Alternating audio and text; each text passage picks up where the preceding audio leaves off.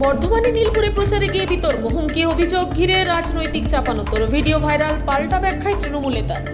শহর বর্ধমানে নীলপুর এলাকায় বিজেপির প্রচার কর্মসূচিকে ঘিরে তীব্র রাজনৈতিক বিতর্কের সৃষ্টি হয়েছে। প্রাক্তন বিজেপির যুবনেতা তথা বর্ধমান তৃণমূল নেতা শ্যামল রায়ের বিরুদ্ধে হুমকি দেওয়ার অভিযোগ তুলে দ্রুত এলাকা ছাড়েন বিজেপির জেলা সভাপতি অভিজিৎ। তা এমনটাই দাবি বিজেপির সূত্রে।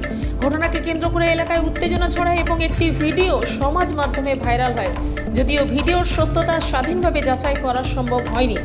বিজেপির অভিযোগ, প্রচার চলাকালীন তৃণমূল নেতার উপস্থিতিতে প্রকাশ্য রাস্তায় হুমকির পরিবেশ তৈরি হয়। পরিস্থিতি অস্বস্তিকর হয়ে উঠলে জেলা সভাপতি সেখান থেকে সরে যান। অন্যদিকে অভিযোগ অস্বীকার করেছেন তৃণমূল নেতা শ্যামল রায়। তার দাবি, কোথাও কোনো হুমকি দেওয়া হয়নি। বিজেপি জেলা সভাপতিকে এলাকার সাধারণ মানুষ কয়েকটি প্রশ্ন করেছিলেন, আমরাও সেই সময় উপস্থিত ছিলাম। তিনি আরও বলেন, ওই এলাকায় জাতি, ধর্ম, বর্ণ নির্বিশেষে মানুষ বসবাস করেন।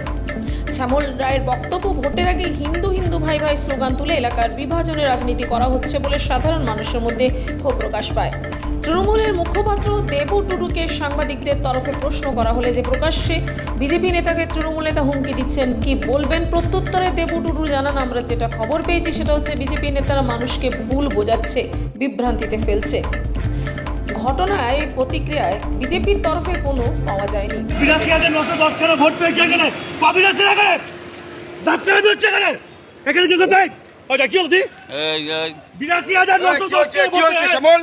কি হচ্ছে? প্রসেসটা একদম বন্ধ করে দেবে। শ্যামল, প্রসেসটা একদম না। করছিস না। এখানকার মানুষ একে ঠিক করছিস না।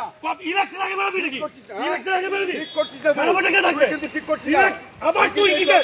তুই কিসের? তুই কিন্তু এই দলটা করে গেছিস। দলটা করে গেছি বলে বলছি কথাটা। যা তা তুই কি বলছিস। তো ওকে এখানে হ্যাঁ? ইলেকশন আগে কি করতে আসবি? এটা ইলেকশন ইলেকশন আগে কি করতে আসবি? ইলেকশন ঘোষণা হয়ে গেছে। আবার ঘোষণা গেছে গৃহ সম্পর্ক অভিযান। ৮২,৯১০ খানা ভোট হ্যাঁ। দক্ষিণ বিধানসভায় বিজেপি তোরা পেয়েছে। জিতে আছিস না? কই ৮২ দিন আছে? হ্যাঁ? ৮২ দিন কোথায়? কোথায় ৮২ দিন? শোন পেকেদা, সম্মানের সঙ্গে বলছিস, তুই সামনে থেকে চলে যা। না চলে যা বলে রাখলাম। কেন? তুই সামনে থেকে চলে যা। আমার জন্মগ্রাম চলে যাবো? তুই সামনে থেকে চলে যা, কথা কেন? বললাম। কেন? এই কথা বলছিস ডিপেন্ড না। করার চেষ্টা করবি না। হ্যাঁ, ডিপেন্ড করার চেষ্টা করবি না। ভালোবাসি, তোকে ভালোবাসি। ভালোবাসা জায়গা আলাদা। না, তোকে ভালোবাসি বলে এই না, ওই যা আসতে বলবি। কাজ করলে এটা বলবে ঠিক। আসবি হঠাৎ হ্যাঁ, হঠাৎ কি? হঠাৎ প্রচার করতে চলে হঠাৎ আসবি, কি? হ্যাঁ, কেন? মানুষ কিসের কুমড়ো বিভ্রান্ত গাছ? করবি, হ্যাঁ? মানুষকে বিভ্রান্ত কিসের করবি, বিভ্রান্ত? কিসের বিভ্রান্ত? মানুষকে বল। বিভ্রান্ত করবি। কিসের বিভ্রান্ত? এটা গণতান্ত্রিক অধিকার তো সবার আছে। গণতন্ত্র থেকে সবাই জানে, হ্যাঁ? সবাই জানে। কি করছিস বল? ওরা- এটা কেন করছিস? আমি কেন করবো না? তুই চলে যা এখান থেকে, এটা তুই চলে যায়। ভিডিও কাকে করছিস? ভিডিও কাকে? দেখা যাচ্ছে যে তৃণমূল নেতা শ্যামল রায় প্রকাশ্যে হুমকি দিচ্ছে। বিজেপি জেলা সভাপতি সহ অন্যান্য নেতারা বেরিয়েছিলেন এবং সেটা ভাইরাল হয়েছে ইতিমধ্যে। কি বলবেন? এরকম ভোটের মুখে এরকম বাজারকরণ করতে চাইছে?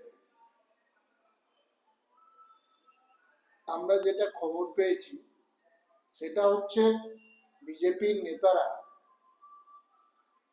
মানুষকে ভুল বোঝাচ্ছে, বিভ্রান্তি করছে, সারা বছর থাকে না, তো সেই জন্য সেখানকার মানুষজন, সাধারণ মানুষজন প্রতিবাদ করেছিল যে কোথাও তো থাকেন না, বিজেপিকে দেখাই যায় না, এখন ভোট এসে গেছে বলে এসছেন, সেটা কিছু মানুষ প্রতিবাদ করেছিল। এইটাই ঘটনা। এবং সেই মাঝে একদম মানুষকে বিভ্রান্তি করছে, এসআইয়ের নামে অপপ্রচার করছে, গুসা করছে তৃণমূল কংগ্রেসের নেতৃত্বের নামে।